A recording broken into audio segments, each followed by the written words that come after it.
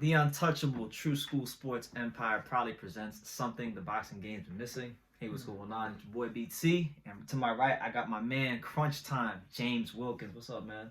Chilling, man. We just got down, chilling, ready for 2021. Yeah, man. So like, with you, man, like the boxing world hasn't gotten to know James Wilkins fully yet. I mean, some people know about you that really follow boxing. You're a golden boy now. Um, what could you tell people about yourself and like just your background, how you came up? A little bit about myself. I'm determined for greatness. I know where I come from. I come from poverty. I come from where a lot of people don't see 21, but God got a different plan for my life, and I seen 21, and I seen a lot of success, and I'm only gonna keep growing, and the more I keep growing, it's just gonna get better and better year by year. But I feel like 2021, I feel like this is the year that I become champion. I know I'll be world champion this year.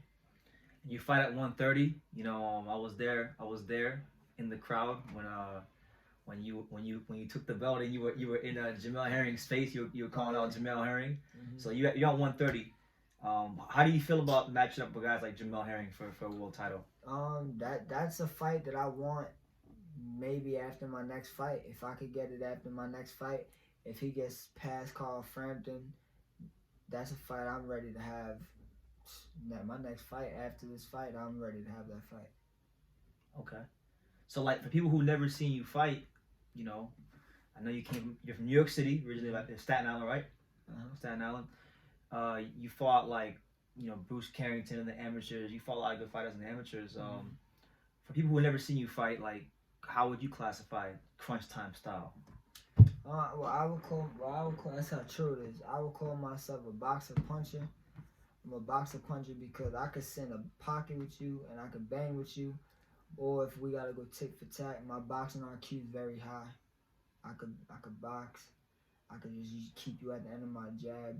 But I'm an exciting fighter. I like to entertain the crowd. I like to add some swag to it. I don't like to just be one dimensional. So I like to switch it up. I'll play with you, season you up, let you rest, and then sleep you. Yeah, there was that one fight on YouTube where you knocked the guy down and you started dancing. You started dancing right in his face. So I know you're a fighter who has like a lot of charisma. Yeah, you gotta have charisma. You gotta be bigger than boxing. You gotta know how to bring life to the sport. Like a lot of fighters think, oh, just knowing how to fight is gonna get you to the top. No, it might get you to the top of boxing, but see me, I'm bigger than boxing. Like I'm gonna be world champion. I'm gonna unify my division, and I'm gonna be a multiple unit champion. Like I'm gonna unify multiple divisions. That's my goal in boxing. That's what I want to do. So, but bigger than that is like you gotta have charisma to be bigger outside of boxing. You gotta grab fans from outside of boxing. Like I want people that don't like boxing to like me. I want to bring those type of fans into boxing. So my goal is bigger than boxing. Yeah, you want to have that superstar appeal. Mm-hmm. Absolutely. And I already got it. I feel like I was born with it. The world just didn't see it yet. But this is the year they will see it, and they will know like this is the crunch era. The crunch era. You always I like you always put that on Instagram. The crunch era. You always put in like motivational stuff about just perseverance and keep punching. You always say keep punching, crunch. Yeah, I always tell myself keep punching because I feel like you can't do enough. Like I don't care who you are. I feel like you gotta be consistent with what you're doing. If you do it once, alright, cool, it looks good, but you gotta. Roy Jones once told me like anybody can become world champion. Anybody, especially nowadays. So many belts. They handing out trinkets. I don't even call them. I call them trinkets. Trinket holder. There's so many belts. Anybody can become world champion. You know, but to be great, you gotta do it again. So me, like I say, I'm gonna be world champion this year. That doesn't mean okay when I get my title I can put my feet up. Nah. That's the start. Now I gotta go get 3 more after. I gotta unify the division. Be undisputed. Exactly. Make a title defense as undisputed champion. That's the start. And then after that, keep making title defenses. 1, 2, and just keep going. 3, 4, and just keep going. 5, 6. Keep going. Keep growing. 7, 8, 9, 10. Keep going. It don't stop until God says, all right, listen. It's time to put the gloves up. That's it. Yeah. But until then, it ain't stopping. Yeah, man. The crunch train is rolling. True. You see, like I keep a small circle. I know that my order, my light is different because how people fear me. They don't fear me because I'm the biggest and I'm the baddest, or whatever the case may be. They fear me because they know once I get on, you've held me down for so long and tried to stop me from prevailing and being great, that when I finally get there, there's no coming back. You're not gonna be able to stop me. You can't stop me now. You can't stop how I speak. You can't stop how I feel. You can't stop how I walk. My demeanor is strong. I mean everything I say. So if you can't stop me now, how the fuck are you gonna stop me when I get to the top? Hey, talk to him, man. How you gonna stop me when I get to the top? I know two things me and you were talking about earlier when we were eating some food.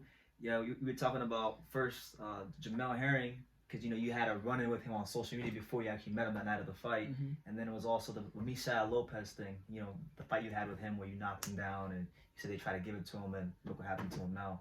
Yeah, you can't hand feed fighters. You can't hand feed fighters because when you hand feed somebody for too long, they don't know how to survive.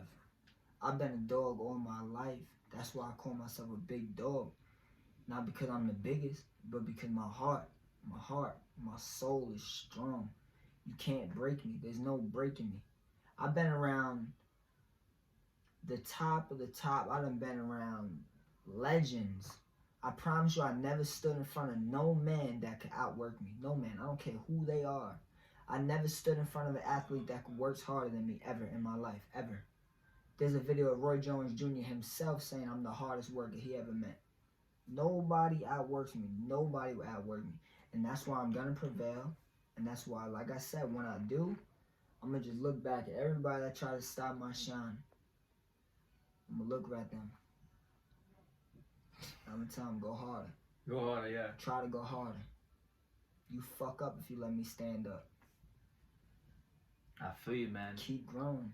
It's funny. So, like a lot of these fighters, right? You get fighters that say they come from the mud, they come from poverty, and whatnot. But like, in talking to you, I can look in your eyes and see that you really come from that because just how you carry yourself. Like you can just tell these kind of things. Because when you come from it, you don't want to stay there. It's not cool. And it's not a badge of honor either. Yeah, it's not cool to talk about, if I wasn't boxing, I'd be shooting, I'd be gangbanging, I'd be this, I'd be that. I don't gotta gangbang. I don't gotta be in the streets because that don't define me as a man. And at the end of the day, I've been in situations where my brother Tyreek, my brother Grashino, they were both shot in the streets. Cold-blooded shot in the streets, broad daylight. And when they were with people that we grew up with from these neighborhoods, nobody did nothing to honor them or protect them. They were left bleeding on the floor. So everybody lives by a street code. Don't do this, don't do that. Man, you gotta live by loyalty in yourself. And live by loyalty by the people that honor you and love you and care for you. Because when it is all said and done, nobody's gonna be there. And you look at my city, some of the biggest rappers, like all of them, they lie in their music. Or everybody that you can name that thinks they're a gangster or thinks they're something in the streets, they lie in their music. Most of these rappers are cartoon characters. Corny. Yeah. From 6ix9ine to all of them. And I can name so many of them, but I'm going to let them live. Yeah. Some of them know I'm the only fighter that gave them opportunities to walk with me to the ring. I won't even say names. Yeah, you shouldn't. Yeah. You shouldn't. But Cause my guy over here, he gets too many views. I don't want to. Yeah, you get. My guy over here gets more views than they get in their music. That's you're probably right. Cause it's crazy. Sometimes I'll put these videos out and they'll say like, "Yo, so and so seen the video." I said, "Really?" Like, yeah. Like one time, I interviewed Deontay Wilder's strength and conditioning coach, and his coach was like, "Yeah, Wilder watched the interview, liked it." Like, so you never know who's watching. I never know who's watching, and I don't find out. You don't, especially when you're getting that many views. You just gotta keep doing what you gotta do. Yeah, like you said, consistency. Consistency is, listen, man. Me and my uncle, we got this saying: sleep is the cause of death. When people sleep on you too much, they get comfortable, they get relaxed. Everything that I do in the dark, it comes to light. Because people think, oh, this kid, you know, he didn't reach this point yet, or he's not there yet. They might even be delusional. Little do they know, I did it a million times. I did 1,000,000 times already. Before you've even seen it, I did it 1,000,000 times. I messed up doing it. Yeah. Got up, did it again. Messed up, did it some more, and perfected it. That's my thing. I perfect everything I do. So I'm not going to fail, because I'm going to keep perfecting it. If I mess up, I'll mess up 1,000,000 times before you see it. But you'll never know. That's what a professional is in anything. Yeah. Yeah, yeah. A lot of people say, oh, it's natural. It just comes natural. No, sometimes God gives you a natural ability. But even when you get a natural ability, you got to work at it to keep it. As quick as you got it is as quick as you could lose it. And I understand that, because like I said, it comes, when you come from the mud, you understand how quick you could get some and how quick you could lose some. So you gotta be on your P's and Q's. Like for me, boxing is real life. Like, this is not a sport. You could lose your life doing this. So I don't play. Everybody wants to joke around and, oh, I'm this, I'm that. I don't care who you think you are. Because when I punch you in your shit, you're gonna know who I am. Straight up. That's how it's gotta be, man. It has to. Has to be that way. Well, you know what? I know it's been documented like in articles and stuff, but like for people who don't really know your story yet that are watching this video, when you took that Misael Lopez fight, you were at a very interesting point in your life. You were just telling me, like, you know, you were homeless when you took that fight. Like, paint that picture. Like, paint a picture of like where you were at in your life going into that Misael Lopez fight on Showtime. Like I said, I was always focused and determined, so that never changed in me. My focus and determination never changed. Now, how I was living, it was just rough. It was different. Like, I was in the beginning of my career. I wasn't signed. My uncle, if you watch the video, if you can find it, my uncle was working my corner that fight. I paid for my uncle's boxing license in the back of the locker room. That's insane. No coach. So you were basically like a headless chicken in the ring that night, just like you didn't have no direction. I was sleeping on the streets. Yeah. Literally sleeping on the streets. I'm talking about bus stops, Dunkin' Donuts. You used to take the bread and put it in the water, and it would expand. And the bread expands, and when you eat it, it fills you up. Yeah. But what a lot of people don't know is that didn't define me. I didn't care about none. None of that mattered to me, because I was on a mission. My mission was to win. 7th round, I knocked him down. But see, let me tell you something. The best thing that ever happened in his career was me. So we're going to end this topic, because I'm not going to... You don't want to give him no... I'm done giving him anything. Like, I gave you life. I got you. All right, well, I want to talk about that guy on the poster back there, because Roy Jones. Oh, yeah, Roy Jones Jr. Roy Jones Jr. I don't know if y'all can see it. There's a Roy Jones Jr. poster right there, like KO. But that's my coach. That's your coach. My mentor. So that's your coach and mentor. Like, first of all, let's start from the beginning. How did you meet Roy Jones? Shit, by accident. I was supposed to fight in Madison Square Garden, and I forgot what. I think it was the Sosa versus Yorkis Gamboa. I think it was. Okay. I think it was on the card. I could be wrong, but I know Sosa was fighting, that kid from Philly. He was fighting. I remember him. Yeah, so he was fighting, and Roy was commentating that night, and I wasn't fighting, so we had our tickets to the fights. So me and my brother, we went to go sit in our seats, and I checked the row. I knew I was in my row, like on the floor, but I wasn't sure which seat number. I didn't check, so I just sat down. Wanted to sit in this lady's seat, and she asked me her Mercedes, her name, we call her Merc. Sat in her seat, and she was like, "Hey, you're in my seat." So whatever, I moved over for her, and we were just watching boxing, started talking about the fight. She asked me about myself, told a little bit about my story, and she asked me, like, you know, Roy Jones Jr.? I'm like, yeah, it's my favorite fighter of all time. She like, for real? I was like, yeah. She like, you signed? I'm like, nope, not yet. She's like, I'll tell you what, I'm going to tell Roy about you. If you're interested, you could come down and do some work with him. He could train with you and stuff. Roy texts my phone the next day. He's like, yo, this is Roy Jones Jr. Yada yada yada. That's crazy. I'm like, man, this ain't Roy Jones Jr. He's like, yeah, it is. I said, can I FaceTime you? I FaceTime. He picked up. We started talking. I'm like, man, it's crazy. Really, Roy Jones Jr. So he was like, yo, when can you come to my house and train? I was like, your crib? I'll leave tonight. He sent me a plane ticket and I left that next morning. I went to his house, started training. He took me in like his own son. We just started working hard every day. I'm talking about like before we even hit a heavy bag, we do 15 rounds of shadow boxing. And I'm not talking about free shadow boxing, do what you want. No, I'm talking about every punch is perfected. Everything is perfected from your jab step to whatever. Everything is perfected. Yeah, so you're saying those little details of boxing within shadow boxing, like not just like you throw 5 combinations and do whatever you want. Nah, it's none of that. It's like the first workout, we'll probably do straight shadow boxing and working on combinations. The afternoon workout, we'll probably go do some pads, go to a bag, and do a whole cycle. Like you do pads, bag, double end bag, and you go on a cycle. It's like a circuit kind of, like exactly. A circuit, yeah. So you keep doing that, different circuits. And then in the evening, in the nighttime, we'll spar. You and Roy will spar? No, not me and Roy. Okay. Like the spiders in the gym. All of us, like we'll spar at night. So he'll put us through all that during the day and make you spar later on. When you're fatigued, when there's nothing left, then you'll spar.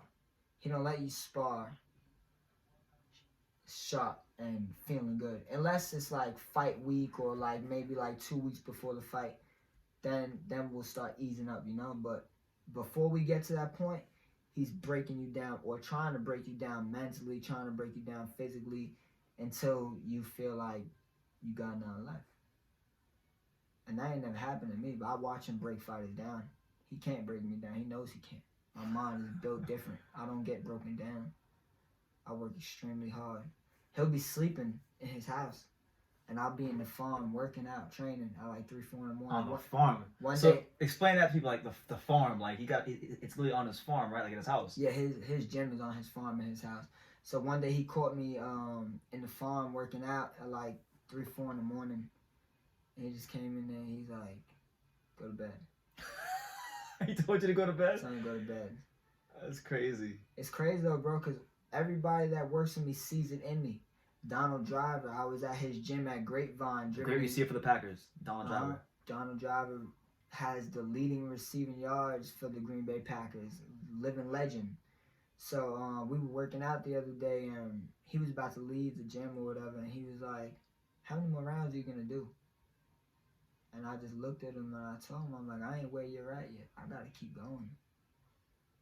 You could lock me in the gym. I got to keep going. I'm not done yet. You're a millionaire with businesses and that man makes good credit probably. That man makes money sleeping. But the thing I love about having Donald Driver and Roy Jones Jr. in my corner is the fact that even when I'm not training, I'm around them just watching, just listening. Like Donald Driver, he'll be in his office maybe working on his companies, his water company or whatever he's working on. And he'll sit down and he'll teach me. He'll show me things. He won't just be like, hey, look what I own. Or look at this, look at that. No, he'll school me and teach me and show me I'm doing this. I got this many places. I got whatever. Yeah. And he'll give me the whole rundown and he'll teach me to where when I'm in that position to be able to do it, I'll be able to do it. So this is good because like this is also bigger than boxing because like these guys can help you have a vision for life after boxing because there will be a life after boxing. I already got that. Like I just Crunchtime Promotions is up and running now, so we have that. We're working on signing fighters and doing what we have to do. I'm working on signing I call him my brother because that's how we came up. Rocky Marzan, he's 15-0, hell of a fighter. Fights at 122 pounds, 126 pounds, and he's gonna be coming up this year right alongside of me. I'm gonna have him on my undercards if I can, and if not, I'm gonna be getting him fights at whatever events we get him fights at, and he's on the rise too. he could possibly be fighting for a title late this year, early 2022. You said Rocky Marzan, that's his name? Rocky Marzan, 15-0. Staten Island? Like 10 knockouts. Nah, he's from Scranton, Pennsylvania. Okay. Oh, Scranton, yeah. Scranton, Pennsylvania, yeah. Larry Holmes was from around there. He I fought there. I don't know too much about his city, but I can tell you from what I do know about his city is he's a big fighter. He gets a lot of love in his city. Rocky Marzan, stay tuned for that name. That man right there works hard, and that's somebody that when I was in Vegas going through what I was going through, we went through it together. Like we struggled together. We were like you would have never known too. We was in Floyd's gym, whipping everybody's ass. Yeah, that one sparring session and with Tank that was he talked about one time. Yeah, I sparred. Yeah, that was me and Javonte did some doghouse sparring, but Javonte he got a lot going on right now. Yeah, he does. I don't never kick a man while he's down, and one thing I don't never wish on nobody is prison. I don't never wish jail time on nobody.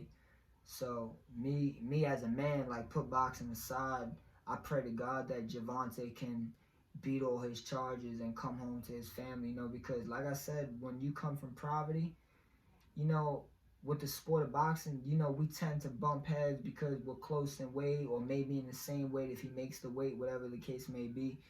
And we want to put fights together and we want to fight each other. But you put boxing aside when you both come from nothing and you look at the situation, if that was me in his shoes right now and I was facing time like he's facing, I would just hope people had nothing but good to say about me, So yeah, when it comes to stuff like that, I don't kick a man when he's down. I pray to God the man comes home, he could be with his kids, he could be with his loved ones, be with his family, and get back to making his money to where he can keep putting on for his family. Yeah. He comes from the mud too. Baltimore is no joke. Yeah, so I definitely hope he gets to come home to his family and have his charges acquitted. But there was plenty more sparring besides Javonte. Like a lot of people try to talk to me about the Javonte sparring. Who else did you spar? I sparred a lot. Man, I done sparred everybody in that gym.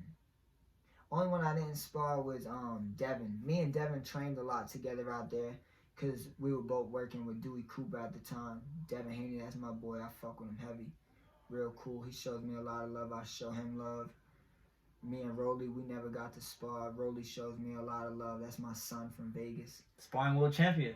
That's my man, though. I fuck with him. A lot of people dislike him, but I tell you what, I like him because he works hard, like myself, and he means what he says. If he don't like somebody, he says it. Yeah. Shit, I can't knock him. If I don't like somebody, I say it. Yeah. So how can I say, oh man, he's no good? Nah, I can't say that. A lot of people don't like him. I can't say I don't like him because me, him, and Devin, like I don't know about him and Devin's situation, but me and Rolly, me and Devin, we ain't never had problems, so I can't say I don't like them.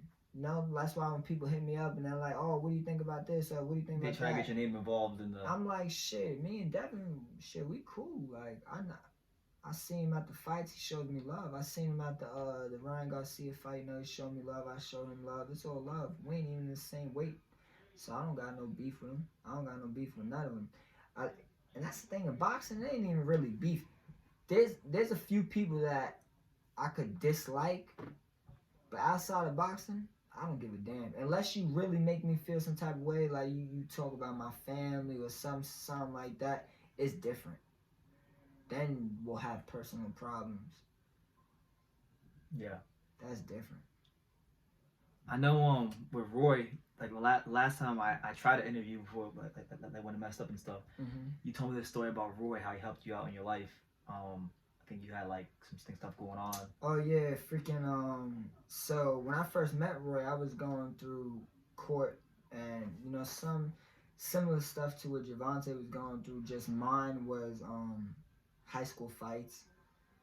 I had gotten into a fight in high school and I hit this kid because I was helping this girl actually. Like, whatever, long story short, I hit this kid because I was helping this girl that he was beating up in the hallway. And when I hit him, his head hit the wall and he like had like little, I don't know if it was a seizure or what, but like his body was like a fish out of water. He was just jumping, like flopping like a fish. And his family had pressed charges on me, and that was the first time I got in some real trouble. It was probably like I was probably like looking at a year or whatever, something like that. I don't know. But long story short, Roy, you know, he helped me out a lot. Like he wrote letters to the courts, and him and his wife, they did a lot for me. I just kept focused, kept working hard, and luckily the judge gave me a chance. That's why I say with Javonte's situation, you know, when there's situations like that, you take life away from boxing and you look at it from a different point of view, you know, because you've been look at it as a human, you know. Yeah, you look at it like that. That's you. Mm-hmm. I've never been a sucker in my life to where a lot of people, when they see situations like what he's going through, or anybody, not even Javonte, like anybody, if they see it and they see somebody going through it, they think it's cool. They think it's funny. Like it's not cool. It's not funny. Like people lose their lives. Like my brother Tahim, he's locked up. 13 years of his life gone. He'll be home soon, in a few more. He'll be home. But people don't see that, and they don't know what they go through inside. You know, I know what my brother goes through because we talk on the phone maybe 4 times a week if we're lucky, depending on how they're treating him inside. You know, like if they're letting him out to use his cell phone calls or whatever the case may be. You know, but when me and my brother talk, we don't sit on the phone and mope or get upset. Nah, we talk to each other and we speak about what we got planned for when he is home. We speak about everything that's gonna happen. So much success to be made. And now we're in a different era. It's the crunch era, like I said. So this is an era of opportunity. Anybody can be great. You just gotta believe in yourself. If you believe you can be great, you can do it. If you put the work in, if you put the time in, there's nobody that can stop you. Who the hell could tell you what you can and can't do? I mean, many years ago when I decided, you know what, I want to cover the sport of boxing, people were like, "You're crazy, VT. You should probably just like go get a job or like go to college or." Yeah, but you gotta be crazy to be successful. Yeah. If you're not crazy, you can't be successful. Because bro, I swear to you, bro, like sometimes when I open up and tell people like what I got planned or what I'm doing, they'll look at me and they'll be like, "What's wrong with James? What's wrong with this guy? Like, yo, what's wrong with this kid? How the hell are you gonna do that?" He's over there in Candyland. Yeah. Yeah. And then I do it, and they're holding their head mind fucked like, damn, he just did that. Yeah, I did. Yeah. And I told you I was gonna do it. Absolutely, man. So like, yeah, like Roy seems to be a big part of not just your boxing career, but your life. Oh yeah, absolutely. He played his part, and he still does. You know, shows me love, whatever the case may be. We're cool. My coach. It's all good vibes. It's all good vibes, and it's all leading up to getting the title 2021. Like I could see it. There's times where I'll be training, hitting the bag, and I'm just envisioning my hand getting raised with a title on my waist. I could see it. I could feel it. You ever think about like when you do become world champion, like what's the first thing you're gonna say? Or what you would say in a post-fight interview? Like, does that cross your mind? I already know what I'm gonna say. What's next? Cause I'm not comfortable. So what's next? Yeah. Like I'm not gonna be so excited to where it's like I'm gonna go to Disney now. I'm done. I made it. Nah. What's next? Who else got a title? Who can I unify with? Absolutely, man. Who can I go unify with? What's next? There's no time to sit down and get comfortable. Because if I sit here right now and you break down taxes and break down everything, fighters think they made it. You didn't make shit. You got to first pay your team. Yep, so. You got to pay your taxes. Yep. You got to pay your federal taxes. Yep. You got to pay state taxes if you ain't fighting in Texas, because Texas, we don't pay state taxes. And they don't in Florida either. Yeah, so You got if you're not fighting in them states where you gotta pay state taxes too, you gotta pay all that. So if you think you made enough, nope. Go back and do it again. Yeah, do the math. Yeah, and invest. Be smart. Real estate. Invest. Be smart. You give people some game right now, man. It's like every time I talk to you, like, cause you know what I told you the last time I interviewed you and it didn't work out.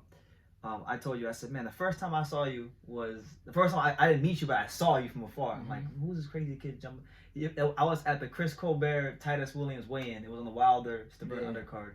And you jumped the barricade and you got up in Titus Williams' face and they had to grab you off the stage and they took you out. And then I found out later, I'm like, oh, that's a fighter.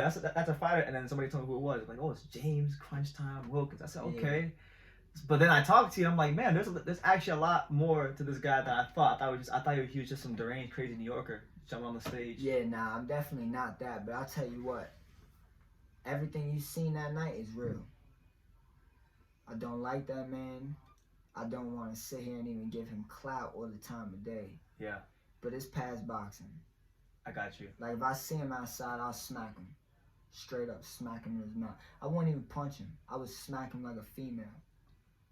Yeah. Smack him. Treat him like you ain't shit. Because I don't like you. You disrespecting me outside of boxing. Like, not to my face, because I would really smack him then, but, yeah. But besides that, my mindset is bigger than just what people think. That's what I'm saying. Like, when you meet me, you'll either be able to say Crunch is a really good guy, or you'll be able to say Crunch ain't shit. Because there's never going to be an in-between with me. I'm not in-between. I'm not an in-between kind of person. I won't kind of like you or I'm not sure. Yeah, he's cool, but nah, there's none of that. He's either really good to you or he don't like you at all. Stay away from him. That's just who I am. Because I don't believe in fake. I've been real all my life because of what I come from. So there's one or two. There's no three. And one or two, ain't no three. Yeah, well, it's like even in the Bible it says, it's better to be hot or cold. Don't be lukewarm. Don't be in the middle. Mm-hmm. So same type of thing. Exactly, because you can't. How can you say, like, how can you say you're gonna do something and then you're not gonna do it? Nah, you gotta do it now. You already got this far. Yeah, you gotta be a man of your word. Exactly. All you have in life is your word and your balls, like Scarface said. All I have today is my word and my balls. Nothing less. I just seen the movie for the first time like 3 weeks ago. No way. I've seen like movie scenes of it, of course, but like I never watched the whole thing. Never seen the whole thing. Say hello to my little friend. Well, I've seen that part. Obviously, everybody's seen that. But I'm saying like, I never watched the whole thing from start to finish because I was sitting here with Felipe. Yeah. And he was like, you never seen Scarface? You're from Miami? I've seen like almost every scene there is to see. So like when I watched it, I feel like I already seen it. But that's like a New Yorker saying I didn't see Home Alone in New York. Yeah. What? I never had pizza. Nah, that's crazy. I'm saying if you're in New York City, I never had a. I'm about to say, damn, you ain't had pizza. I used to work in a pizzeria. I'm saying it would be like if you're from New York City, you never had a thin sliced pizza. Yeah, nah, that's crazy. He gotta get out of here. He ain't even from there then. Yeah. And New York, there's 5 boroughs. Mm-hmm. Upstate New York don't count. Syracuse don't count. Long Island definitely don't count. That's like, if you're from Long Island, you might as well just say, like, I live somewhere in Pennsylvania or something. Yeah, Long Island's different. I've been to Long Island. Yeah. Long Island is different than all the other boroughs. New York, we got 5 boroughs. Hold it down. Y'all know what it is. Everything else is not New York. Hell no. Well, speaking of New York, you had a good, you had some interesting amateur fights. Mm-hmm. You had that one fight with Bruce Carrington, who I know a lot of people have a high opinion of. Mm-hmm. What do you remember about your fight with Bruce Carrington back in the amateurs? Shit, I don't know. Like, the amateurs? Or just how about amateur boxing? What do you remember about your amateur career in general? Because I know you have more of a professional style. So I know you probably didn't really enjoy the amateurs as much as you do now the pros. Yeah, is that fair? Yeah, like the amateurs, I don't know. Like, to be honest, I wouldn't say I didn't enjoy it, Cause I try to enjoy everything I do, and the thing with that is like I love boxing. Boxing is my life, so I definitely enjoy boxing.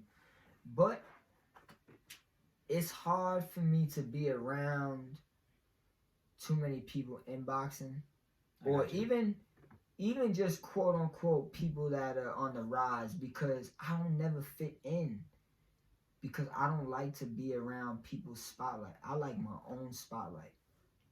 I don't like to be around nobody's spotlight, and I'm a top dog. So you can't put me near another man with pride, because we're just gonna clash.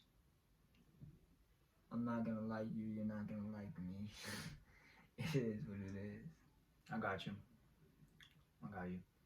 Well, like, I know you tore your bicep. That's the No, not my oh, bicep, my your elbow. elbow, My elbow. You're in rehab right now. You're trying to get that straightened out. You know, Yeah. you were supposed to fight on that Virgil Ortiz hooker card. You have your outfit and everything. So like, what's the next plan of action for you in your career right now?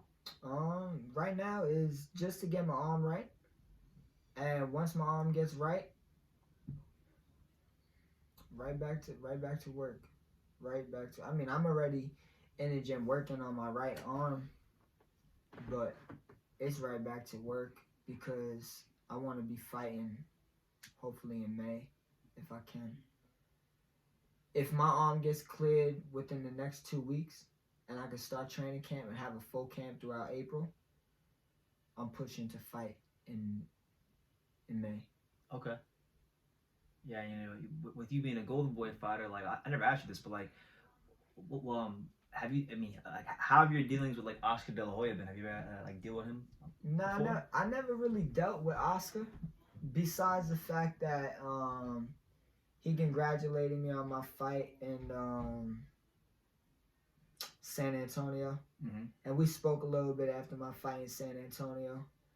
But other than that, I didn't really bump into him and really sit down and talk to him yet. I understand I gotta earn my spot, so Yeah. I'm not tripping on that. You know, I see he's making a comeback for himself too. So July 3rd. after I get a knockout victory in May, they could put me on the July 3rd card too. Oh, there you go. Hey, we'll push for it here on True School Sports. We want Crunchtime on the July 3rd They could put me Oscar on De La that Hoya too. undercard. They could put me on that too. That'd be great exposure if you get it. Let me tell you something. All right. When I finally do what I'm saying I'm gonna do, and I get on, because I know Golden Boy believes in me, like Robert Diaz and Matchmaker. Yeah, Yeah, Robert Diaz and Eric, they believe in me to the point to where Robert outright told me, I love your story, I love your demeanor, I love what you come from. So I know when I finally do get to that peak to where it's like, okay, nobody can deny me no more, I know Golden Boy's gonna take me from here and build me to be a superstar. And it's not gonna be hard for them to do, because I got star quality. Like, you got a mouthpiece. I got a mouthpiece. You got a story. You know, a a great story that people can relate to. But that's probably one of the most important things that people overlook is relatability. You know, Exactly. can people connect with you outside of just, you know, he throws a good jab in the right hand. You know? Exactly. Yeah. I mean, shit, man. They can make movies about your life. I mean, I know you were already in a movie, and you told me you want to be in movies one day. But that's the thing. Even with that movie, like, you know, it's a cool movie, and I'm happy to say I was a part of it. What's the name of it? You want to name it? You don't have to be. Nah, we won't even. We won't even give them the name of the movie, because I had reached out to the director, the guy that made the movie, and I never told nobody about this. But now that I'm thinking about it, and we're in the crunch era, I'm gonna say it, because I'm kind of like fed up with it. I reached out to him and told him, I was like, yo, we should do a documentary, you know, about just me, without anybody else in it, and make this movie really happen. Like, let the world really know who I am and what my life is about. And he had got back to me. He was like, yeah, we can't do that. Like, we need a budget. So I'm gonna do it on my own. Once I get my title. Yeah. And I'm gonna do it all on my own. Do whatever I gotta do to make it happen. Like right now, my book is already it's being written right now. Truth Unfolds. I like that. Oh yeah, you posted a story on that today on Instagram. Truth Unfolds. That's crazy. Yep. I was sitting there, I was looking at it, what the hell is this? Yeah. Telling you, bigger than boxing. Everything about Crunch is bigger than boxing. I'm going to be the face of boxing. I'm going to be a world champion. I'm going to be a multiple-time world champion. I'm going to unify my division. And then after that, when boxing is done, I'm going to be bigger than boxing. I promise you, when boxing's done, there won't be a fighter bigger than me. That's a bold statement. Will not be a fighter bigger than me. If he's in my era, there will not be a fighter bigger than me. Business-wise, mentally, there won't be. And if anybody got a problem with it, they can say something to me, 'cause I don't care. Well, there's a comment section down there, so if y'all got a problem with that, y'all can comment down below. Drop a comment. And don't do it on a fake page where I won't know who it is. No. At me. At Real Crunchtime. Yeah, so you On can at all Real platforms. Crunch, there you go. Instagram, whatever you want. At me in it. There you have it. Don't hide. Do you feel like, okay, so like, you touched on your life, you touched on your career. Are there any misconceptions or misunderstandings about Crunchtime, about James? Nah. If so, then no? I wouldn't say there is because, like I said, there's either Black or white. black or white. You either know me and he's real good to you, or you either know, like, he don't like me. Besides that, hate and all that stuff, like, it comes with whatever you do. If you're successful and people talk bad about you and people talk down on you, you're supposed to have envy. If you don't have it, you're not doing good enough. So me, I get a lot of it. I know I'm doing good, but I'm not where I want to be yet, so I got to keep going. I got to go harder. I'm nowhere where I want to be yet. I got to go harder. Yeah. Before I came here to do this with you, I worked out. I trained. Oh, I know. I trained. I know. Uh-huh. I know. Before I interviewed you, I interviewed somebody else. When I leave, I'm going to train. And when I'm not interviewing you, I'll probably interview somebody else again. There you go. And that's why great mixed with great. That's it. Great with me. You're a great fighter. I'm great with covering the sport of boxing. Got, Felipe, great with the fixing the cars and Absolutely. and a bunch of other stuff. He's just a great mind to be around. So it's just like God has a way of putting great things together. He does. Yeah. Absolutely, man. Well, look, man. Before we wrap this up, man, like, is there any one last point you just want to drive home to people? Like, one last message? One last message I could give to you guys would be to just believe in yourself, because what you come from doesn't define who you are. You could start off in last place and you could wind up in first place, because it doesn't matter what you came from. It don't matter if you started off with $0 or if you were homeless. No matter what it was. Another thing about me that a lot of people didn't know, when I was younger and I used to go to movie theaters with my friends, I won't say his name because I'm not sure how he would feel about it, but Yeah. one of me and my close friends growing up, we would go to the movie theater and we would have enough just for a movie ticket. We didn't have enough for snacks or anything. So we would go and get like an extra large bag of popcorn from the garbage and we would get a refill. So with that being said, it doesn't matter what you come from. If you have $1, if you don't got $1 at all, or if somebody got $1 million. Because if you don't have ambition, if you don't got hard work, you will not make it. Straight up. If you ain't got ambition or hard work, you ain't gonna amount to nothing. Nothing, not nothing. Your father, that's a lawyer with $1 million and quadrillion dollars, cannot help you. Yeah. If you do not have ambition. You don't have ambition, you'll just be twiddling your thumbs, picking your nose the rest of your life. That's it. Doing nothing. Retweet this. All right, well, James Crunchtime Wilkins, pleasure as always, man. You can always come on. You made history. You're the first guy on set to do an interview with me on True School Sports. That's my picture. That's his picture, in case you guys didn't know. Yeah. See that? You got the chinchilla on your trunks, which is like, when you have. I have a policy, man. If you ever have chinchilla in your trunks and you don't get a knockout, I criticize every fighter. Every fighter who puts chinchilla on their trunks and doesn't get a knockout, I criticize them, because you can't have that much time to put chinchilla on your trunks and be average or trash. Yeah, I'm not average. You gotta be sensational. Greatness only. That's it, man. Well, James Wilkins, thank you for talking to me, man. It's great.